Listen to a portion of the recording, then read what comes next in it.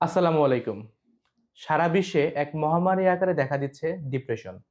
আমাদের বাংলাদেশেও যারা মানসিক স্বাস্থ্য সমস্যায় ভুগে তাদের মধ্যে অর্ধেকেরও বেশি রোগী থাকে এই ডিপ্রেশনের। এই ডিপ্রেশন থেকে মানুষ আত্মহত্যা পর্যন্ত করে।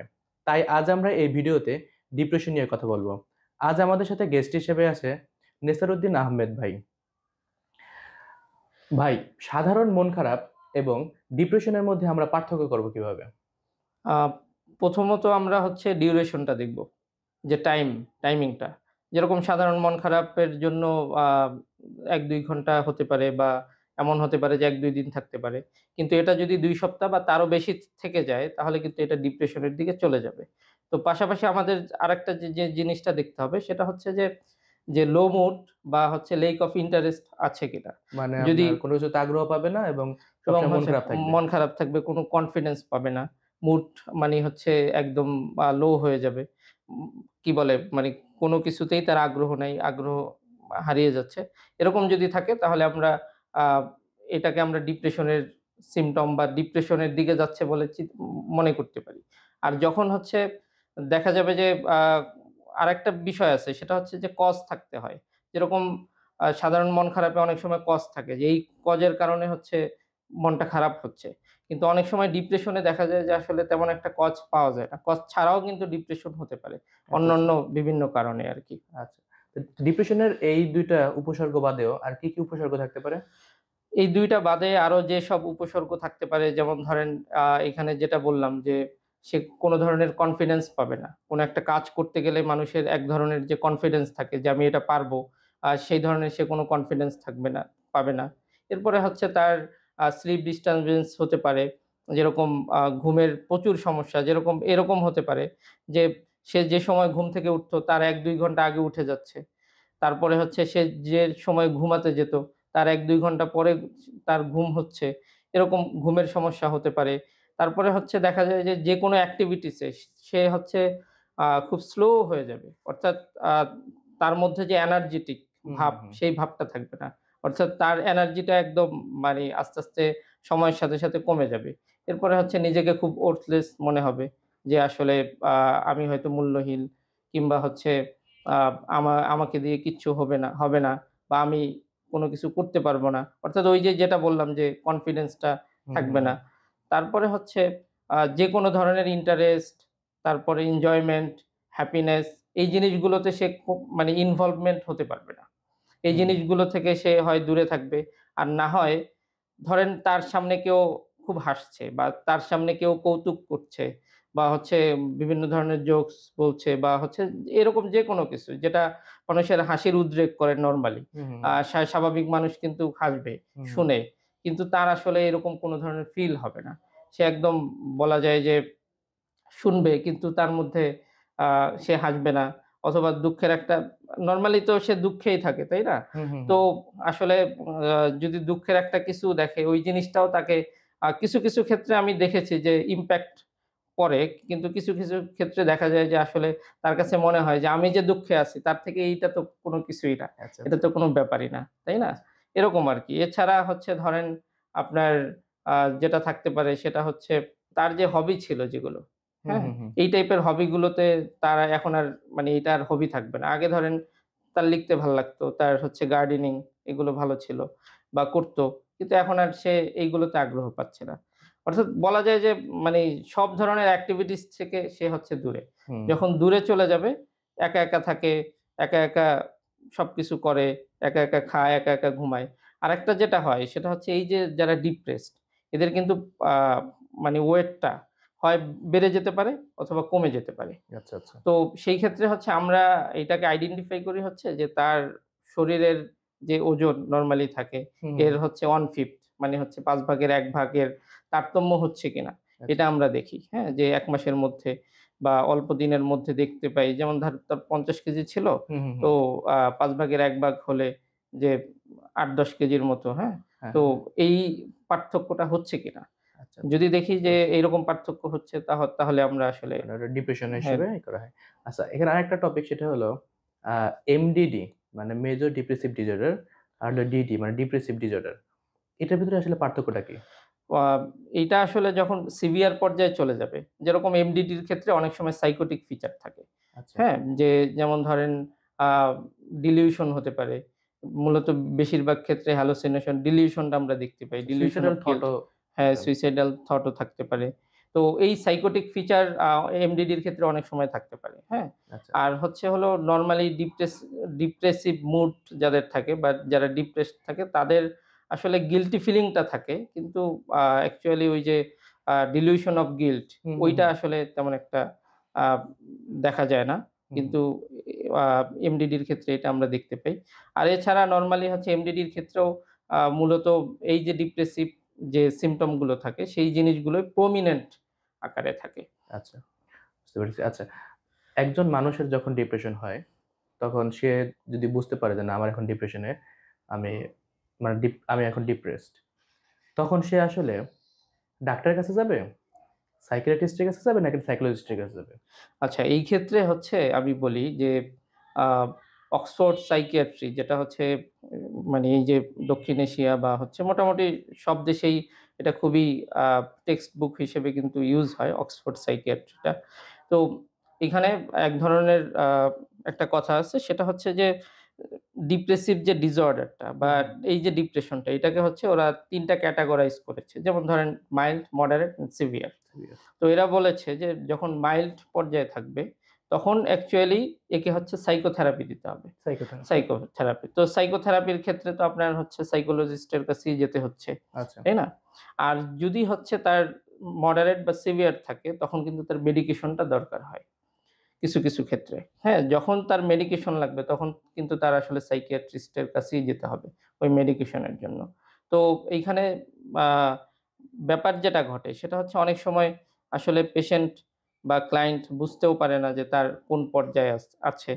তো আর হচ্ছে হলো এই যে ডিপ্রেসিভ ডিসঅর্ডার বা হচ্ছে ডিপ্রেশনের ক্ষেত্রে মূলত যেটা কাজ করে যে সেটা হচ্ছে যে আ কোন একটা ইন্ডিভিজুয়াল কজ যদি থাকে, তো হুম, হুম। আমরা যখন তাকে ট্রিটমেন্ট দেই তখন কিন্তু অনেক সময় প্রবলেম ফোকাসড হুম, হুম, হুম। থেরাপি দেওয়া হয়, তাই না? হ্যাঁ, হ্যাঁ, হ্যাঁ। যে তার আসলে অ্যাকচুয়াল কজ কোনটা বা হচ্ছে কি কারণে হচ্ছে তার এই সমস্যাগুলো হচ্ছে।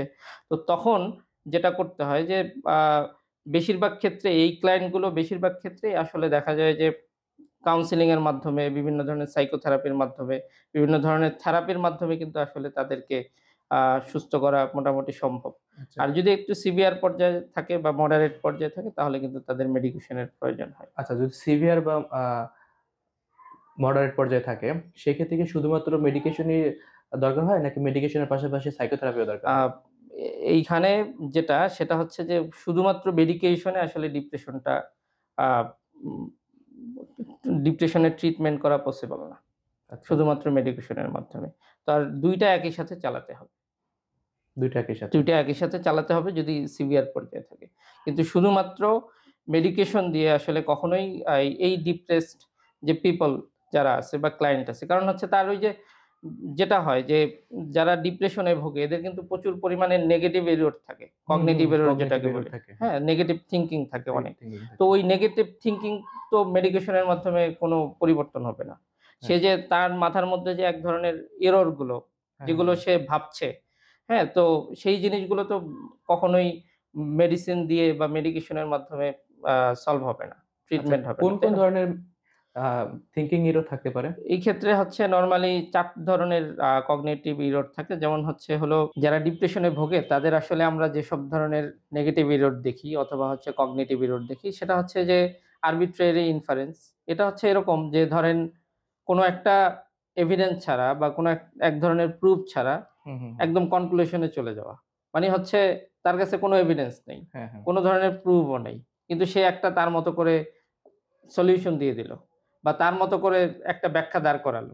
হ্যাঁ? মানে পরীক্ষা ভালো দিয়েছে কিন্তু তার কাছে মনে হইতেছে যে আমি ফেল করব। হ্যাঁ, ফেল করব। মানে ফেল করে তার ফেল আবার এমন এমন তো অনেকের হয় যে বিভিন্ন বন্ধু-বান্ধবের উপর ফোন দেয়। যে, "দোস্ত আমি তো পরীক্ষায় খারাপ দিছি, আমি কি ফেল করব?" "না, না তুই তো ফার্স্ট হওয়ার মতো।" তারপর হ্যাঁ, হ্যাঁ। বিশ্বাস করবে না। হ্যাঁ, সেটাই। এটাই আরকি। এরপরে যেটা হয় সেটা হচ্ছে যে সিলেক্টিভ অ্যাবস্ট্রাকশন। এটা হচ্ছে এরকম যে অনেকগুলো বিষয় থাকে। হ্যাঁ, ওইখান থেকে নেগেটিভ বিষয়গুলো মানে তুলে, তুলে ফিল্টারিং করা যেটা। আচ্ছা, নেগেটিভ হ্যাঁ, ফিল্টারিং। হ্যাঁ, নেগেটিভ ফিল্টারিং যে যেগুলো নেগেটিভ আছে বা যেগুলো হচ্ছে তার সাথে কনফ্লিক্ট এ যাবে, হুম, ওই হুম, জিনিসগুলোই তুলে, তুলে হচ্ছে ওইগুলো নিয়ে হুম, হুম। মানে আলোচনা, সমালোচনা, তারপরে মাথার মধ্যে ওইগুলো নিয়ে চিন্তা ভাবনা। এটা হলো আমরা উদাহরণ দেই বিয়ে বাড়ির উদাহরণ দিয়ে। যে বিয়ে বাড়িতে সব ঠিক আছে, কিন্তু কোনমতে একটা খাবারে একটু লবণ বেশি হইছে। হ্যাঁ, হ্যাঁ। তো যখন আ বাড়িতে আসার পরে যখন জিজ্ঞাসা করবে বিয়ে বাড়ির খাবার কেমন হয়েছে? গোস্তে তো লবণ বেশি হয়েছে। হ্যাঁ, লবণ বেশি। আবার হচ্ছে এরকম দেখেন লবণ তো বাদ। মনে করেন হচ্ছে হলো এই অনেকগুলো আইটেম দিছে। হ্যাঁ, হ্যাঁ, হ্যাঁ, হ্যাঁ? তো কোনো একটা আইটেম খারাপ হলো। হ্যাঁ, হ্যাঁ, অথবা হচ্ছে ধরেন অনেকগুলো আইটেম দিছে। সব ঠিক আছে। কিন্তু হচ্ছে কোনো একটা আইটেম তার শর্ট পড়েছে। কিন্তু বলবে যে খাবারে তো শর্ট পড়েছে। তাই না? হ্যাঁ, হ্যাঁ। এরকম আরকি ব্যাপারটা। তো এরপরে যেটা হয় যে তাদের আরেক ধরনের কগনিটিভ এরর থাকে সেটা হচ্ছে ওভার জেনারালাইজেশন। যে আ তারা হচ্ছে কোনো একটা স্পেসিফিক ঘটনাটাকে বা হচ্ছে কোনো একটা সিঙ্গল বেসিস এর উপর বেস করে তারা পুরা জিনিসটাকে ওইভাবে করে সংজ্ঞায়িত করে দেয়।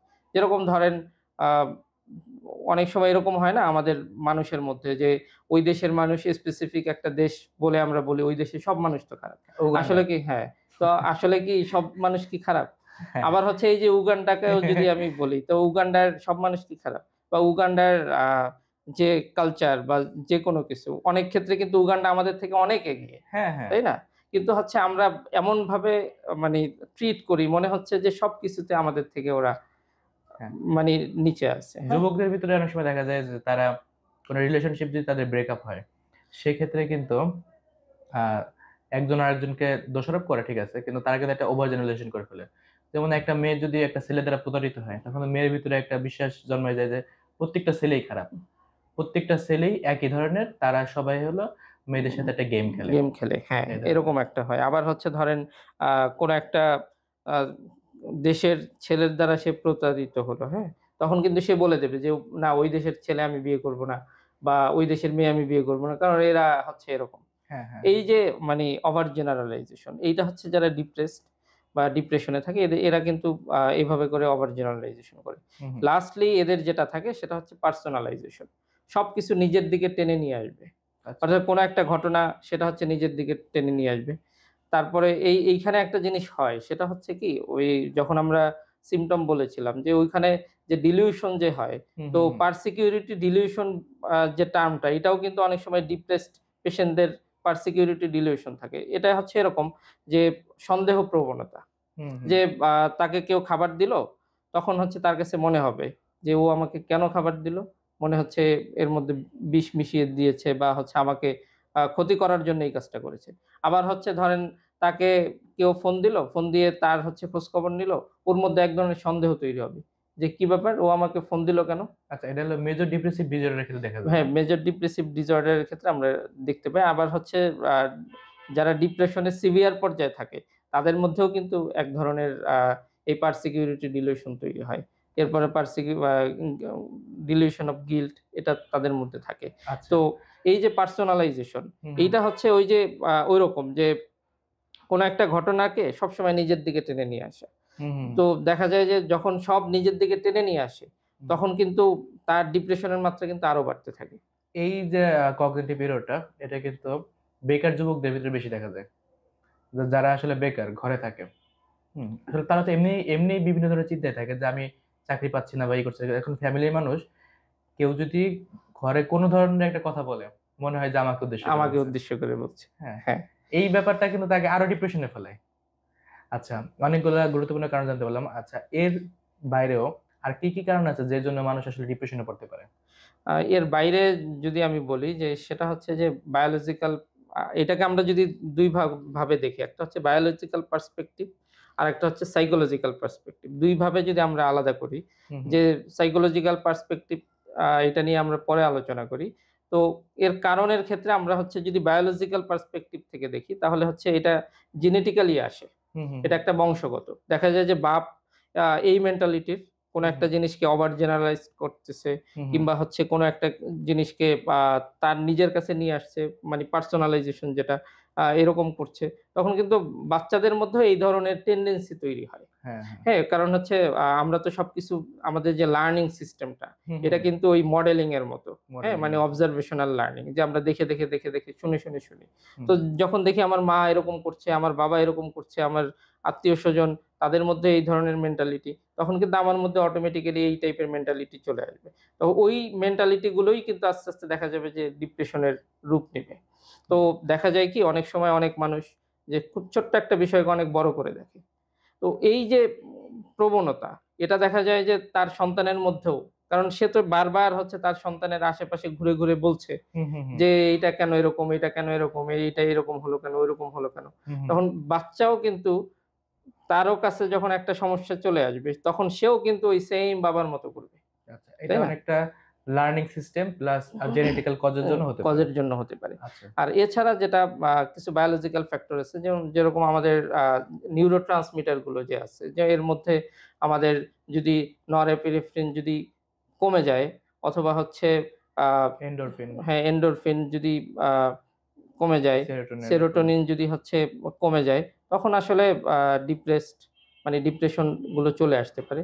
আর হচ্ছে ডিপ্রেশন হরমোন যেটাকে আমরা মানে কর্টিসল বলি।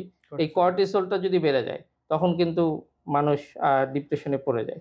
তো এই ক্ষেত্রে অনেকে অনেক সময় বলে যে, "আমি কেন ডিপ্রেসড আমি নিজেও জানি না।" হুম, তাই হুম, না? হুম, হুম। তো এই যে মানে নিজেও যে না জানা, যদি কোনো অ্যাকচুয়াল কজ না থাকে, তার আমরা যদি পাস্ট হিস্ট্রি দেখে যদি অ্যাকচুয়ালি কোনো কজ না পাই, তাহলে কিন্তু আমাদের এই জিনিসগুলোই মানে অবজার্ভ করতে হবে, দেখতে হবে যে তার এই যে হরমোনাল চেঞ্জ, কিংবা হচ্ছে তার নিউরোট্রান্সমিটার এর যে ওভার অ্যাক্টিভিটি বা হচ্ছে লো অ্যাক্টিভিটি, এগুলোর কারণে তার কোনো প্রবলেম হচ্ছে কিনা।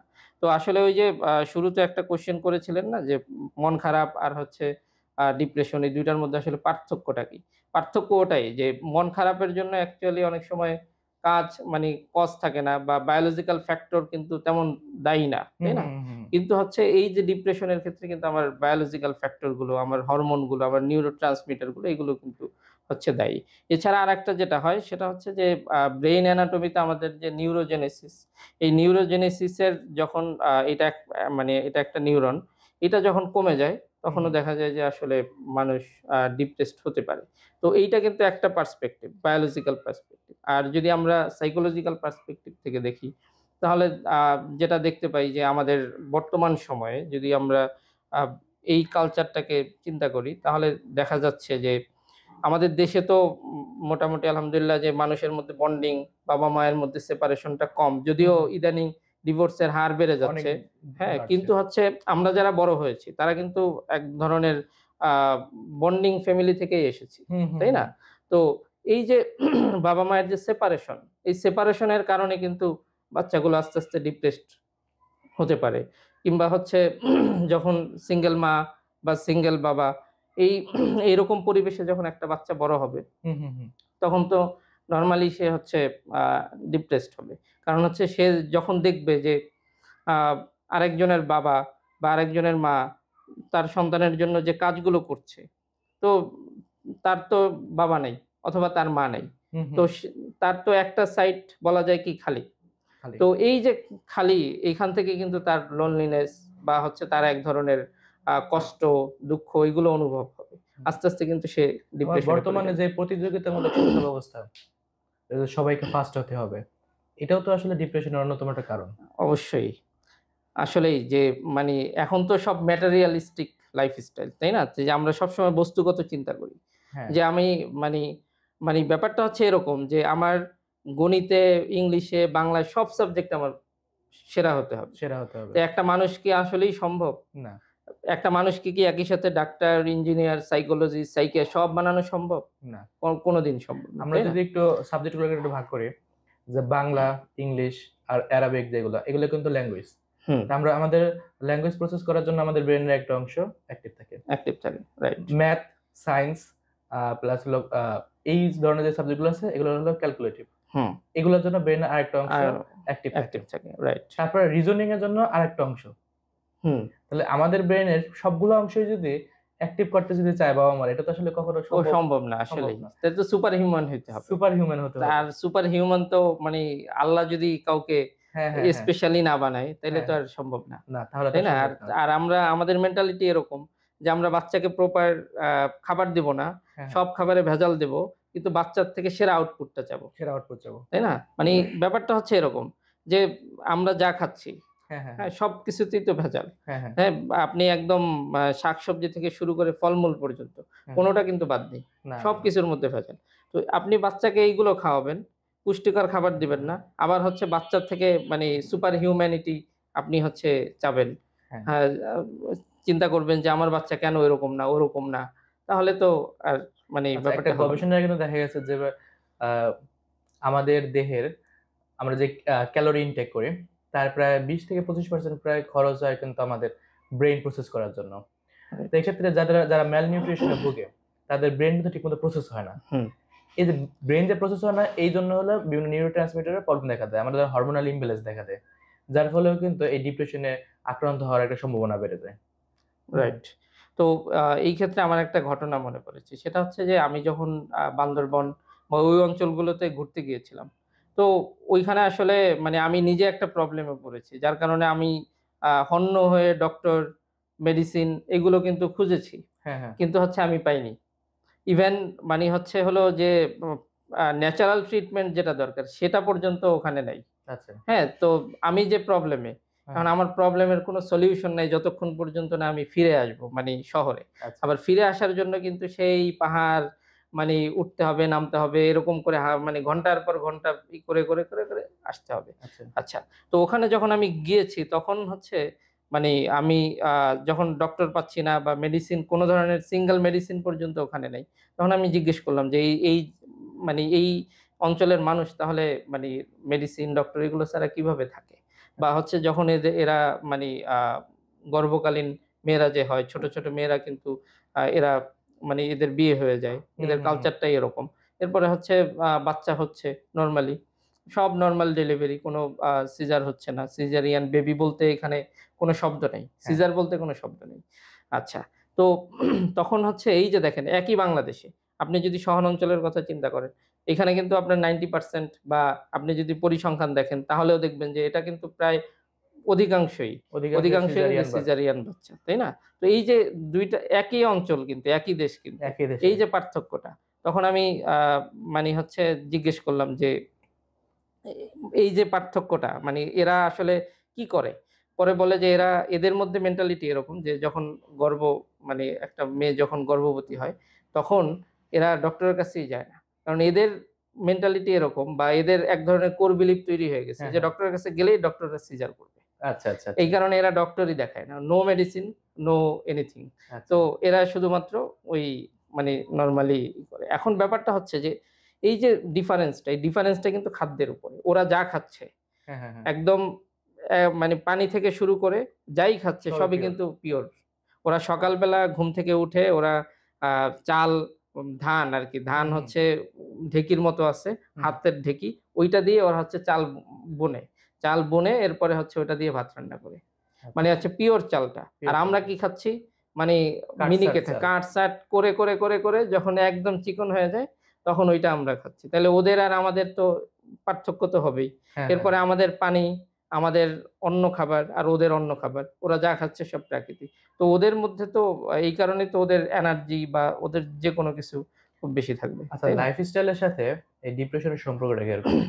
আ আমরা যেখানে ছিলাম সেখান থেকেও যদি শুরু করি যে আসলে লাইফস্টাইল এর সাথে ডিপ্রেশনের সম্পর্ক। সেটা হচ্ছে লাইফস্টাইল যদি খুব হার্ড হয়, যেরকম হুম, ওদের হুম। কোপিং স্ট্র্যাটেজি কিন্তু খুব হাই।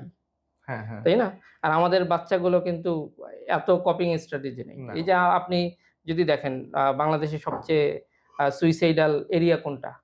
ওই যে ঝিনাইদহ ঝিনাইদহ, বা ওই ওই অঞ্চলটা, অঞ্চলটা, তাই না? হ্যাঁ। তো এই অঞ্চলের মানুষের সুইসাইডাল রেট বেশি কেন? এই যে গবেষণাগুলো যদি দেখেন, দেখবেন যে এদের কপিং স্ট্র্যাটেজি কম। কারণ এদের কোনো প্রাকৃতিক দুর্যোগ নেই। হ্যাঁ। এদের বিভিন্ন ধরনের কোনো সমস্যা নেই। হুম, হুম, হুম। তাই না? তো যার কারণে এরা হচ্ছে মানে এরা কোনো ধরনের দুর্যোগ, কষ্ট এগুলো এরা দেখতে পায় না। হুম, হুম। না পাওয়ার কারণে হুট করে যখন ধরেন রিলেশনশিপ ব্রেকআপ হলো অথবা ডিভোর্স হয়ে গেল অথবা হচ্ছে মা একটা খারাপ কথা বলল, বাবা একটা মানে ঘর থেকে বের করে দিল। হুম, হুম।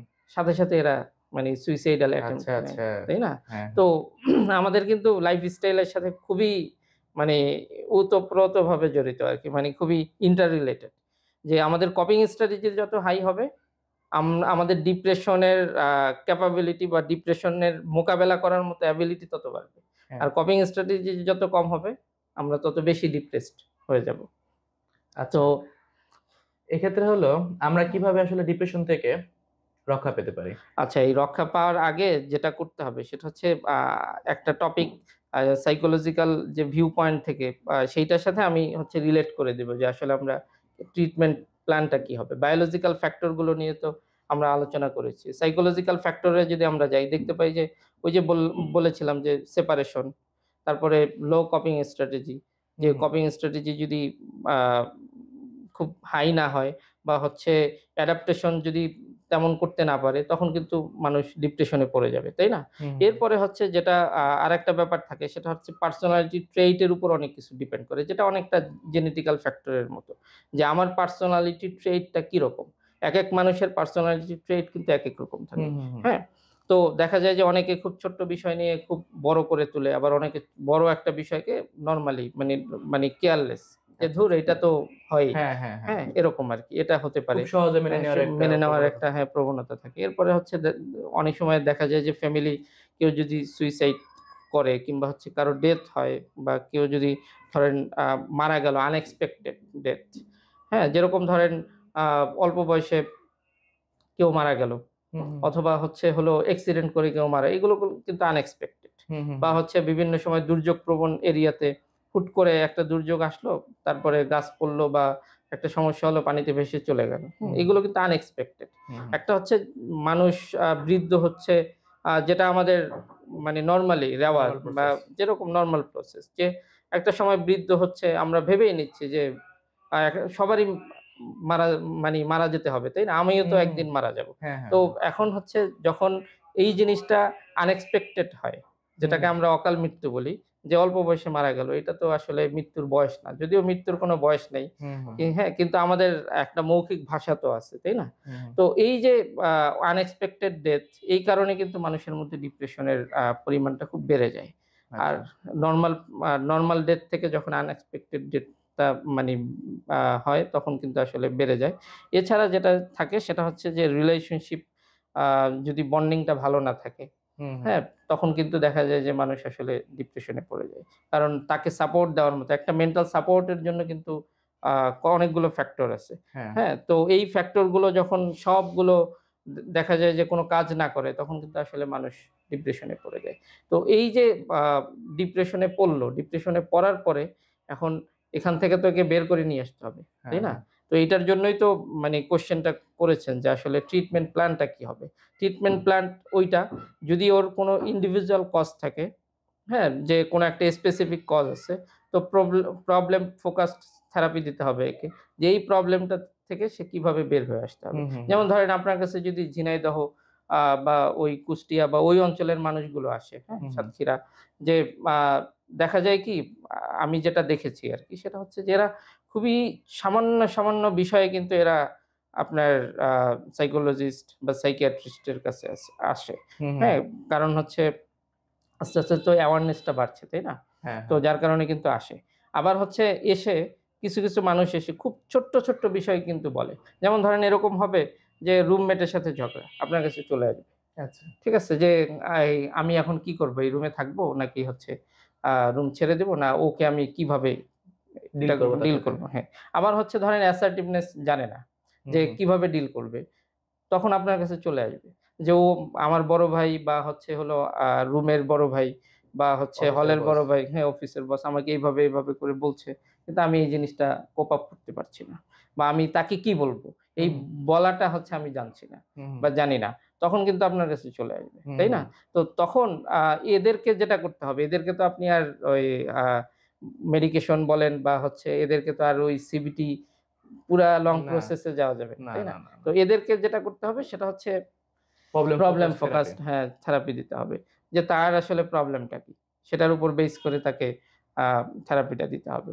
আর এছাড়া হচ্ছে যারা সিভিয়ার পর্যায়ে থাকবে বা মডারেট পর্যায়ে থাকবে বা হচ্ছে যাদের ধরেন মাইল্ডলি থাকলো কিন্তু হচ্ছে কমপ্লেক্স সিচুয়েশন, তাদের ক্ষেত্রে কিন্তু আপনার ওই সিবিটিটাই দিতে হবে। তাই না? আচ্ছা। তো ওই যে লং প্রসেস সিবিটির এই লং হুম, হুম, হুম। প্রসেসেই কিন্তু আগাতে হবে। তো দেখা যায় কি যে সিবিটি দেওয়ার মাধ্যমে কিছু সেশন নিলে এই টাইপের পেশেন্টরা কিন্তু এখান থেকে বের হয়ে আসতে পারে। আরেকটা হচ্ছে যেটা করা যায় সেটা হচ্ছে ইন্টারপার্সোনাল সাইকোথেরাপি। এটা অনেকটা এরকম যে ধরেন কারো বাবা মারা গেল। হুম, হুম, তো হুম। এখন এই যে বাবার যে স্মৃতি এগুলো তো তাকে কুরে খাবে, এটা তো স্বাভাবিক। হুম, হুম, তাই না? হুম। তো এখন এইখানে আ ২ টা পর্যায় হতে পারে। যেরকম অনেক সময় এরকম হয় যে বাবার কোনো স্মৃতি সে যদি ধরে রাখে, যেরকম বাবার একটা আংটি সে যদি হাতে দিয়ে রাখে, অথবা হচ্ছে বাবার কোনো স্মৃতি, জামা, প্লেট বা যেকোনো কিছু তার সামনে রাখে। তাহলে অন্তত বাবা যে আ এইটা যে বাবার ছিল এই ফিলটা আসে। হুম, হুম। ফিলটা আসলে যেটা হয় যে মনে হয় যে না বাবা আমার সাথেই আছে। ঠিক হ্যাঁ, আছে? হ্যাঁ। এইরকম। এই ফিলটা যদি কারো আসে যে বাবার কোনো স্মৃতি রাখলে এটা যদি ভালো লাগে তাকে আপনি ওই টাইপের থেরাপি দিবেন।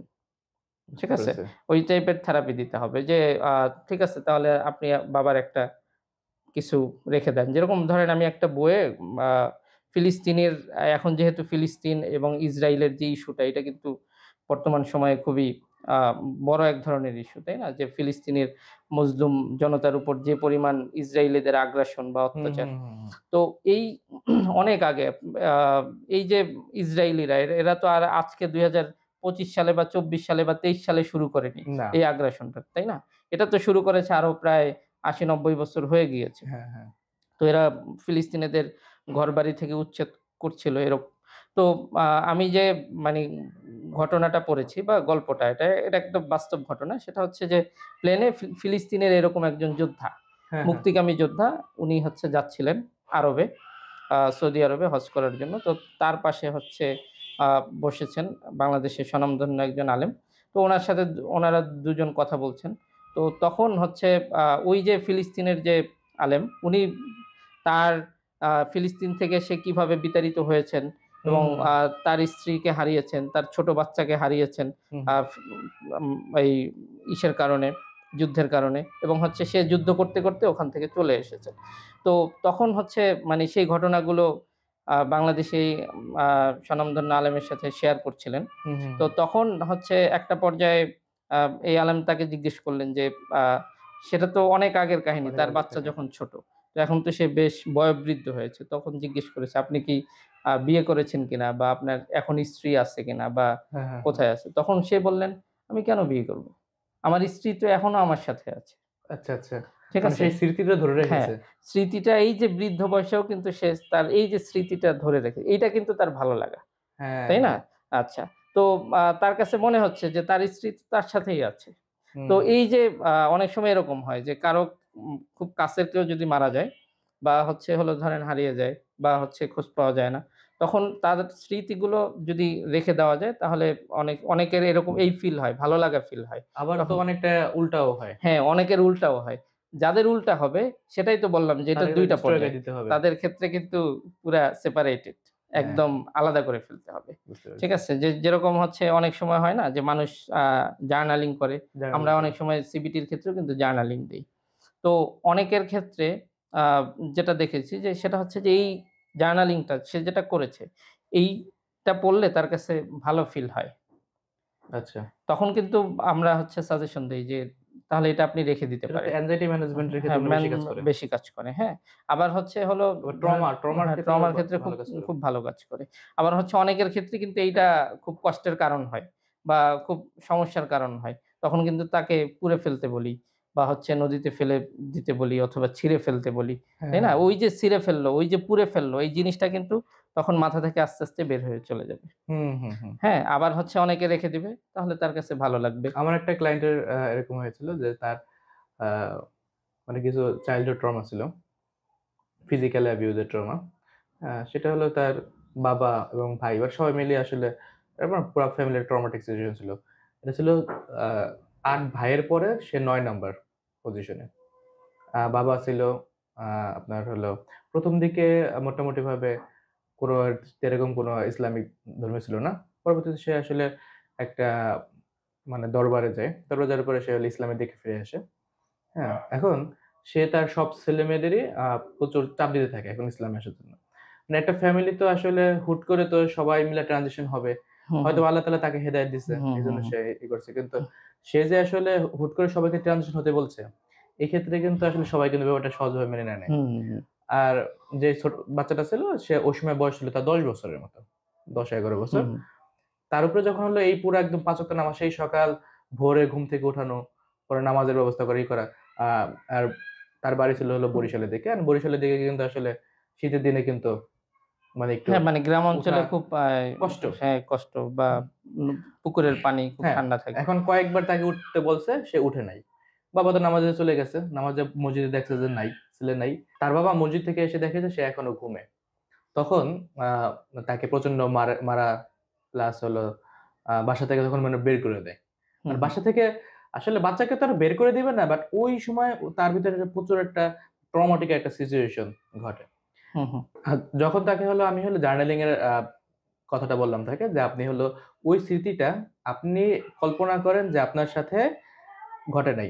ঘটছে হলো আপনার একটা চরিত্রের সাথে। আপনি হলো সেই চরিত্রটা নিয়ে আপনি পুরোপুরি বর্ণনা দেন। আপনি একটা উপন্যাসের মতো লেখেন। যখন সে লেখলো, লেখার পরে সে ভাবতেছে, "আয় হায়! এটা তো আসলে তেমন কোনো কিছু না। হুম, হুম, এটা হুম। তো স্বাভাবিক ব্যাপার হতে পারে।" স্বাভাবিক ব্যাপার। হ্যাঁ? হুম, এটা তো আসলে তেমন কিছু না। হুম, এবং হুম, সে হলো এই ব্যাপারটা ইন্টারেস্টিং ভাবে নিতেছে। হুম, হুম, হুম। ইন্টারেস্টিং ভাবে নিতেছে যে, আয় হায়! তাহলে আমি তো একটা অন্যরকম মানুষ। যে আমার সাথে এরকম একটা ঘটনা ঘটছে। তারপর আমি হলো এতদূর আসতে পারছি। আসতে পেরেছি। হ্যাঁ, রাইট। হ্যাঁ? মানে এই ব্যাপারটা কিন্তু তার ক্ষেত্রে কিন্তু মানে কতটা পজিটিভ ভাবে আসছে।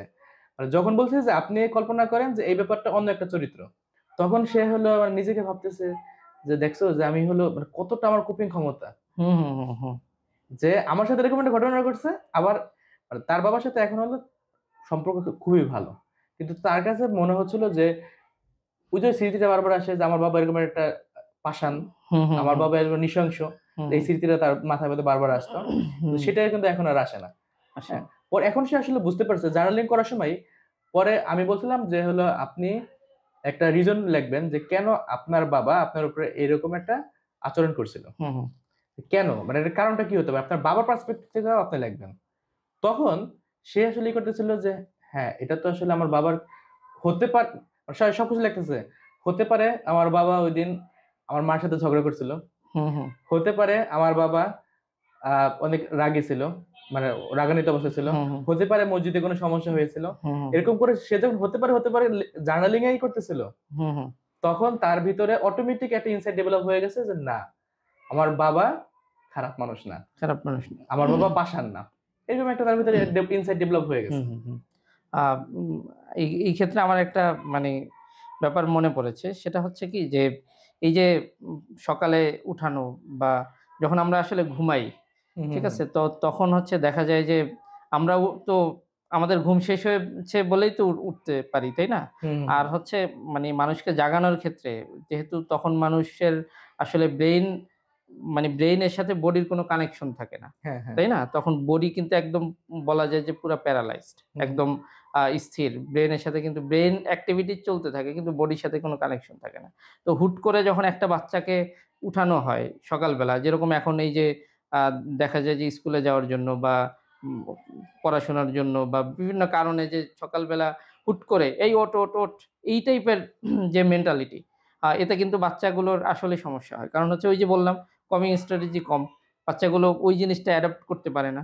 একটা সময় ছিল যে হয়তো আ আগের কালের বাচ্চা বা আমরা যারা আমরা পেরেছি, যখন বলেছে উঠতে পেরেছি। কিন্তু ধীরে, ধীরে কিন্তু এই জিনিসটা আস্তে, আস্তে কমে যাচ্ছে। কমিং স্ট্র্যাটেজি কমে যাচ্ছে। যার কারণে এটার দেখা ক্ষেত্রে যায় যে কিন্তু আরেকটা বড় একটা কারণ আছে। সেটা হলো আমাদের শহরের পরিবেশ আর গ্রামের পরিবেশে এখন গ্রামের পরিবেশ অনেকটা শহরের টাইপের হয়ে গেছে। হ্যাঁ, হ্যাঁ। যে ঘুমাতে ১২টা ১টা বাজে। হুম, আর যারা মর্নিং শিফটে যাদের স্কুল, বিশেষ করে বাচ্চাদের তো মর্নিং শিফটে স্কুলগুলো হুম, থাকে। হুম, তাদের স্কুলগুলো শুরুই হয় ৭:৪৫ ৭:৩০ এই টাইমে শুরু হয়। হুম, হুম। এখন যখন আ বাচ্চাটা ৭:৩০ বাজে ক্লাস ধরবে। তার মানে তাকে উঠতে হবে ৬:৩০ ৬টায়। ৬ টায় হ্যাঁ, এখন সে যদি ১২টা বাজে শুতে যায়, ১২:৩০ বাজে সে তার ঘুম আসলো। ঘুম আসলো হ্যাঁ। ১২:৩০ থেকে ৬টা ৫.৫ ঘন্টা ঘুমানো। ৫.৫ ঘন্টা ঘুমানো। একটা বাচ্চার মিনিমাম ৭ থেকে ৮ ঘন্টা বা তার চেয়েও বেশি বেশি ঘুমানো দরকার। ঘুমানো দরকার। রাইট। তার ব্রেইন ডেভেলপ হওয়ার জন্য। হুম, হুম, সেইখানে একটা বাচ্চা ৫ ঘন্টা ঘুমানো, ৫ ঘন্টা ৫.৫ ঘন্টা ৬ ঘন্টা ঘুমানোর পরে সে কিভাবে তার কোপিং মেকানিজম ভালো থাকবে? ভালো থাকবে। কিভাবে রাইট। তার ব্রেইন অ্যাক্টিভ থাকবে? অ্যাক্টিভ থাকবে। রাইট। হ্যাঁ, এটাও কিন্তু একটা গুরুত্বপূর্ণ ফ্যাক্টর। গুরুত্বপূর্ণ ফ্যাক্টর। তাহলে সে তো খারাপ রেজাল্ট করবেই। হুম, সে হুম, তো যার পড়ালেখা সেটা তার মাথায় প্রসেস হতে সময় লাগবেই। হুম। এতে সে ডিপ্রেশন এ পড়বেই। অবশ্যই। আবার আমাদের ভিতরে একটা ধারণা আছে যে বাচ্চারা হয়তো বা ডিপ্রেশনে পড়তে পারে না। হুম, হুম, বাচ্চারা হুম। ডিপ্রেশনে পড়ে না। ওর ডিপ্রেশনে পড়ে কি আছে? ওর তো টাকা পয়সার টেনশন নাই। ওর সব দিতেছি। খাবার দিতেছি, ও হুম, হুম, যা চাচ্ছে তাই দিতেছি, হুম, সব দিচ্ছি। কিন্তু তারাও যে আসলে ডিপ্রেশনে পড়তে পারে এই ব্যাপারটা বাবা-মা প্লাস অনেক সময় টিচাররাও এই ব্যাপারটা তারা তো অনেক শিক্ষিত। হুম। তারাও অনেক তারাও সময় বোঝে না। হ্যাঁ। বোঝে না এই ব্যাপারটা। আসলে কি এটার অ্যাওয়ারনেস টা আমাদের মধ্যে নাই। কিংবা হচ্ছে হলো আমরা আসলে এই ব্যাপারগুলো জানি না। যে ডিপ্রেশন আসলে ওই যে বয়স ধরে, ধরে আসে না। না, না, না। যে তোমার বয়স ২০ এবার তোমাকে ধরতে পারি। হ্যাঁ, বা হ্যাঁ। তোমার বয়স ৫০ তোমার হ্যাঁ, হ্যাঁ। ডিপ্রেশন ব্যাপারটা এরকম না। ঠিক আছে? যেকোনো বয়সের বাচ্চাদের যাদের মানে মোটামুটি ব্রেইন ডেভেলপ করছে বা হচ্ছে অর্থাৎ যারা মোটামুটি বোঝে, যেকোনো বয়সের বাচ্চাদের কিন্তু ডিপ্রেশন ডেভেলপ করতে পারে। যেকোনো বয়সে কিন্তু ডিপ্রেশন গুলো চলে আসতে পারে। আচ্ছা, আমরা লাইফস্টাইল চেঞ্জ এর মাধ্যমে কিভাবে ডিপ্রেশন থেকে আসলে বেঁচে থাকতে পারি? এক্ষেত্রে আমাদের যেটা করতে হবে সেটা হচ্ছে প্রথমত আমাদের যে অর্গানিক ফুড গুলো খাইতে হবে। যেরকম আ আমরা তো সবসময় ভেজাল সেটা তো বলেছি আরকি। হুম, তো হুম, হুম। এই ক্ষেত্রে আমাদের এই জিনিসটা খেয়াল করতে হবে একদম সবকিছু। সবজি থেকে শুরু করে ফলমূল পর্যন্ত এটা যতটা কি হরমোনাল ইমব্যালেন্স যাতে না হয় এজন্য? এইজন্য বা আমাদের পুষ্টিহীনতা অর্থাৎ এগুলো খেলেও কিন্তু আমাদের শরীরের গ্রোথ ঠিকমতো হচ্ছে না। আচ্ছা, বা আচ্ছা। আমাদের হচ্ছে কগনিটিভ কিন্তু ওভাবে ডেভেলপ করছে না। তাই হুম, না? হুম, হুম, হুম। এটা আরকি। এই কারণে বললাম যে অর্গানিক ফুড আচ্ছা। যতটা পারা যায়, যতটা মানে ন্যাচারাল ওয়েতে ওদিকে যাওয়া যায় তত ভালো আরকি। এরপরে আমাদের ঘুম যেটা, যে এখন হয়ে যাচ্ছে কি যে খুব লেট করে ঘুমাচ্ছি, খুব লেট করে উঠছি। আমাদের একটা ট্র্যাডিশন হয়ে যাচ্ছে। তো এখান থেকে অবশ্যই বের হয়ে আসতে হবে। আর্লি ঘুমাতে হবে, আর্লি উঠতে হবে। এরপরে যেটা করতে হবে যে ফ্যামিলি স্ট্রাকচারটা কিন্তু খুব ইম্পোর্টেন্ট এই ক্ষেত্রে। হুম, হুম, যে হুম। বাবা-মায়ের সাথে বাচ্চার সম্পর্ক বা বাবা-মায়ের নিজেদের সম্পর্ক, হুম, এই হুম। জিনিসগুলো কিন্তু মেইনটেইন করতে হবে। আমরা অনেক সময় এরকম হয় যে বাচ্চার সাথে খুব ভালো সম্পর্ক, কিন্তু বাবা-মা নিজেদের মধ্যে খারাপ সম্পর্ক। খারাপ সম্পর্ক। তো এইটার কিন্তু ইমপ্যাক্ট, ব্যাড ইমপ্যাক্ট হ্যাঁ, বাবা-চাচাদের মধ্যে খারাপ হ্যাঁ, সম্পর্ক। খারাপ সম্পর্ক। এটা কিন্তু একটা ইমপ্যাক্ট পড়ে। তো এই জিনিসটা খেয়াল করতে হবে। যে আমাদের ইন্টারপার্সোনাল যে রিলেশনশিপটা আছে, হুম, হুম, সেই হুম। রিলেশনশিপটা যাতে বেটার হয়, ভালো হয়। এরপরে হচ্ছে ভেন্টিলেশনটা কিন্তু খুব ইম্পোর্টেন্ট। তাই আচ্ছা। না? যে আমার মধ্যে আ যে ধরনের কষ্ট, দুঃখ এগুলো শেয়ার করার মতো কিন্তু মানুষ মানুষজন লাগবে। প্রয়োজন। এরপরে হচ্ছে কোয়ালিটি টাইম, যেটা আমরা মানে এখন সোশ্যাল মিডিয়ার যুগে এসে হ্যাঁ, আমরা হ্যাঁ। কিন্তু কোয়ালিটি টাইম আর পাস করছি না। আমরা না। ওই মানে হচ্ছে সব মোবাইল নিয়ে। ইভেন বন্ধুরা আড্ডা দিচ্ছে সবার হাতে একটা করে মোবাইল। সবার যে হাতে যার, মোবাইল। যার মতো আছে। হ্যাঁ, মানে বন্ধুরা একসাথে কিন্তু সে আছে আরেক বন্ধুর সাথে। হ্যাঁ। তাই না? এই যে মানে এতে আসলে কোয়ালিটি টাইমটা হচ্ছে না। বা স্বামী-স্ত্রী বা বাচ্চা আ ও তারা তাদের মধ্যে যে কোয়ালিটি টাইম বা একসাথে খাবার খাওয়া, হুম, হুম। একসাথে ঘুরতে যাওয়া, এই জিনিসগুলো কিন্তু হচ্ছে না। দিন, দিন আচ্ছা, কিন্তু পরিবার তাছাড়াও এখান কিন্তু থেকে আসলে বের হয়ে রুটিন আসছে। মেইনটেইন করা অত্যন্ত গুরুত্বপূর্ণ। রুটিন যদি মেইনটেইন না করা হয়, সেক্ষেত্রে দেখা যায় যে আ যেগুলো প্রোডাক্টিভ কাজ না, সেই প্রোডাক্টিভ কাজ না যেগুলা, সেগুলাই সারাদিন করা হয়।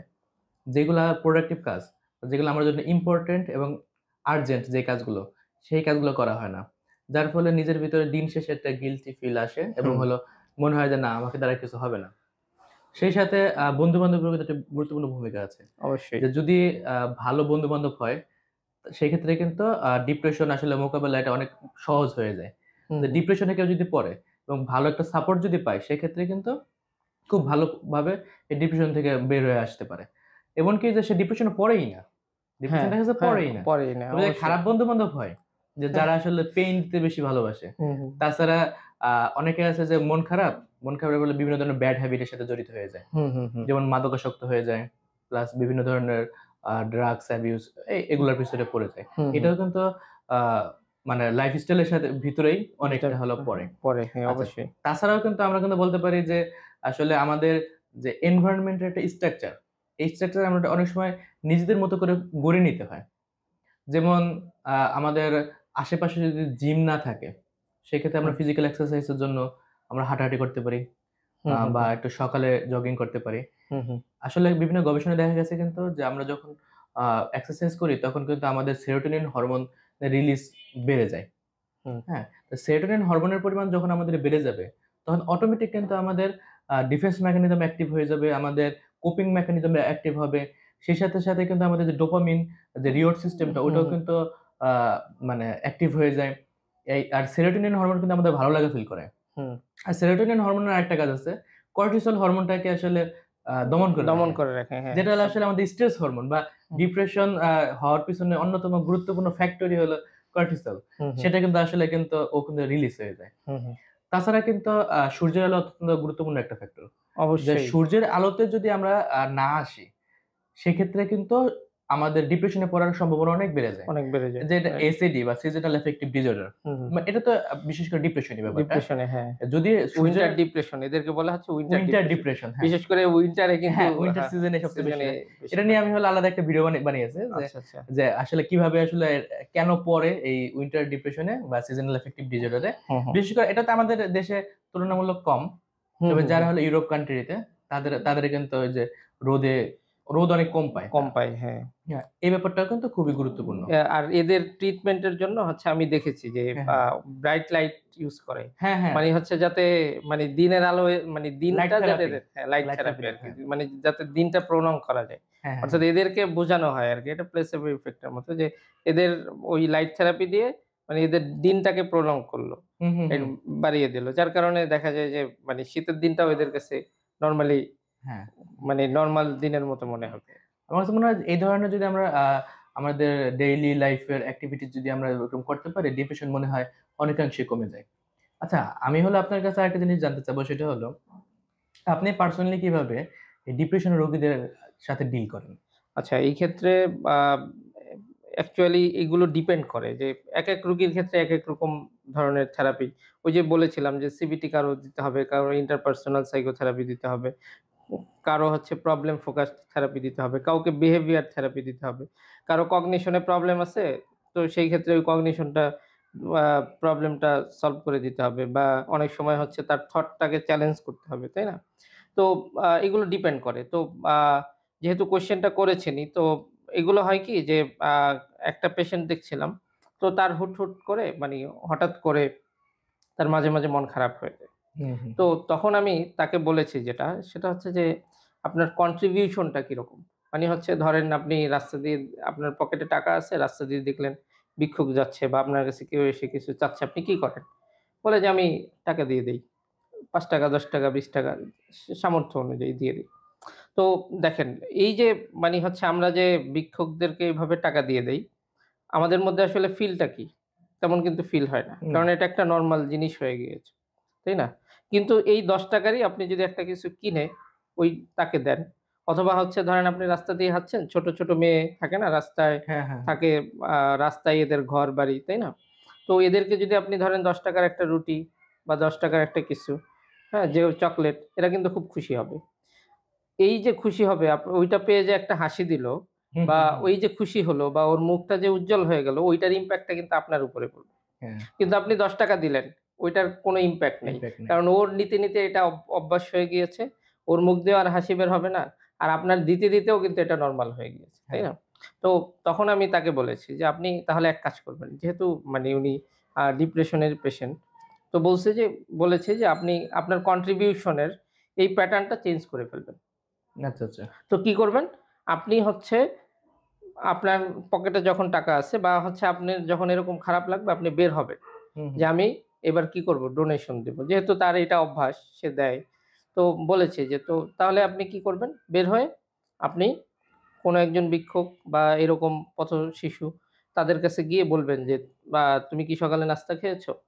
বা তুমি কি এই জিনিসটা খাবা?"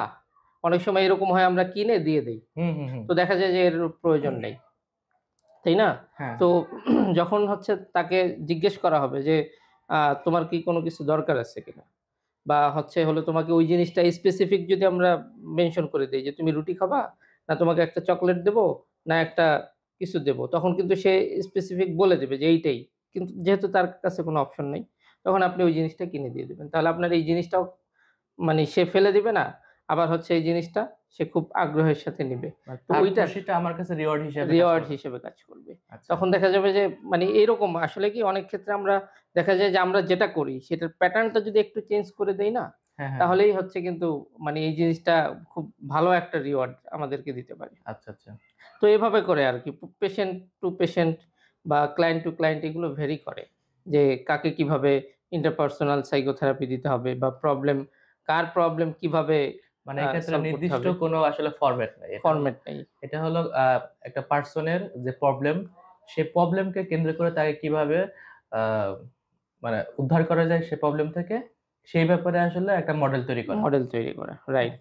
আর এইখানেই কিন্তু হচ্ছে সাইকোলজিস্ট বা থেরাপিস্টের কিন্তু ভূমিকা। ক্রিয়েটিভিটি, আচ্ছা, তাই না? ক্রিয়েটিভিটি। ক্রিয়েটিভিটি যে আপনি হচ্ছে কিভাবে এই জিনিসটা ডিল হ্যাঁ, করছেন। এটাকে বলা হয় সাইকোলজি হলো সায়েন্স এবং আর্টস এর একটা কম্বিনেশন। কম্বিনেশন, সায়েন্স হলো আমরা যে সিবিটি ইউজ করি, টিএ বা আমরা যে গেস্টাল্ট থেরাপি থেরাপি, হ্যাঁ, অথবা এনএলপি যাই হ্যাঁ, ইউজ করি, হুম। এটা হলো একটা সায়েন্স বেস, এভিডেন্স হ্যাঁ। বেসড।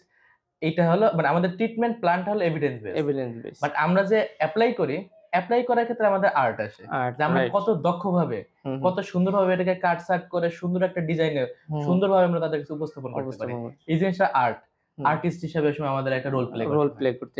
এইখানে আপনার যত বড় মুনশিয়ানা, হ্যাঁ, আপনি তত ভালো তত ভালো সাইকোলজিস্ট, তত বড় সাইকোলজিস্ট। হ্যাঁ। সাইকোলজিস্ট। তবে মানে একজন সিবিটি জানলেই বা সিবিটি রিলেটেড সে সবকিছু লেখাপড়া করলে যে সে আসলে সিবিটি এপ্লাই করতে পারবে কারো উপরে, ব্যাপারটা এরকম না। এটা কিন্তু চমৎকার একটা সাইকোলজি, কিন্তু চমৎকার একটা আসলে সাবজেক্ট, এবং সাবজেক্ট। সাইকোলজিস্ট কিন্তু পেশা হিসেবে চমৎকার একটা পেশা। কারণ এখানে আপনি নিজের ফিলোসফি এপ্লাই করতে পারবেন, নিজের সায়েন্টিফিক নলেজকে এপ্লাই করতে পারবেন, এবং সেই সাথে হলো আপনি এত মানুষের সাথে একই সাথে যে ইন্টারেকশন যে হচ্ছে, মানে অনেক সময় সাইকোলজিস্টদের নিজেদেরই ইনসাইট ডেভেলপ হয়। যে রাইট। না, আমি তো আমার চিন্তা ভাবনা তো আসলে তাহলে এভাবে না করে এইভাবে করা উচিত। এত এটাই। মানুষের সাথে ডিল করা হয়। ডিল করা হয়। হ্যাঁ, তো এই ক্ষেত্রে আমার একজন সাইকিয়াট্রিস্টের কথা মনে পড়েছে। উনি আমাদের একটা ক্লাস নিতে আ গিয়ে বলছিলেন যে আসলে আমরা যে পেশেন্ট দেখি, মানে সাইকিয়াট্রিস্টরা হোক বা সাইকোলজিস্টরা হোক, তো উনি বলছিলেন যে একেকটা মুভি দেখি আসলে।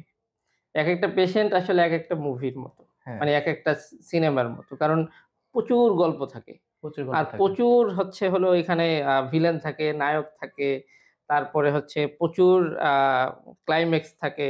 হ্যাঁ, তারপরে হচ্ছে মানে ওভারঅল সবকিছু থাকে। মানে কি না থাকে? কি না তার মানে থাকে? একেকটা ক্লায়েন্ট বা একেকটা পেশেন্ট কিন্তু একেকটা সিনেমা বা সিনেমা। একেকটা উপন্যাস। হ্যাঁ। কারণ উপন্যাসের এন্ডিংটা কি হবে সেটা হলো ডিপেন্ড করে ক্লায়েন্ট এবং কাউন্সিলর, এই যে তাদের হ্যাঁ, কম্বিনেশন এর কম যে ইফেক্ট, ইফেক্ট, হ্যাঁ, বা এইটা ক্রিয়েটিভিটি সেটার উপর ক্রিয়েটিভিটি সেটার উপরে।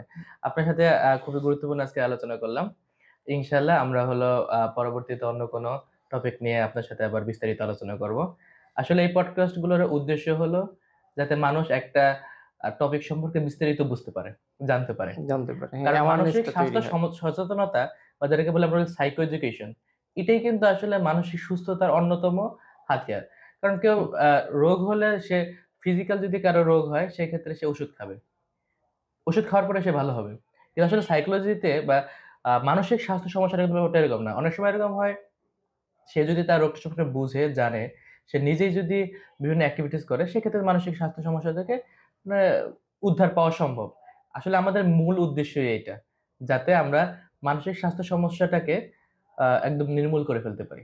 নির্মূল করা একদমই সম্ভব না, কারণ ম্যাটেরিয়ালিস্টিক যেই সোসাইটি, এটা যেই গতিতে আগাচ্ছে, আমরা আসলে হয়তোবা সেই গতিতে আগাতে পারব না। হুম। তবে যতটুকু সম্ভব আমরা চেষ্টা করব যাতে একটা সুস্থ এবং সুন্দর সমাজ তৈরি করা যায়। আজ এই পর্যন্তই। ইনশাআল্লাহ আমরা নেক্সট ভিডিওতে অন্য কোনো টপিক নিয়ে আলোচনা করব। আসসালামু আলাইকুম।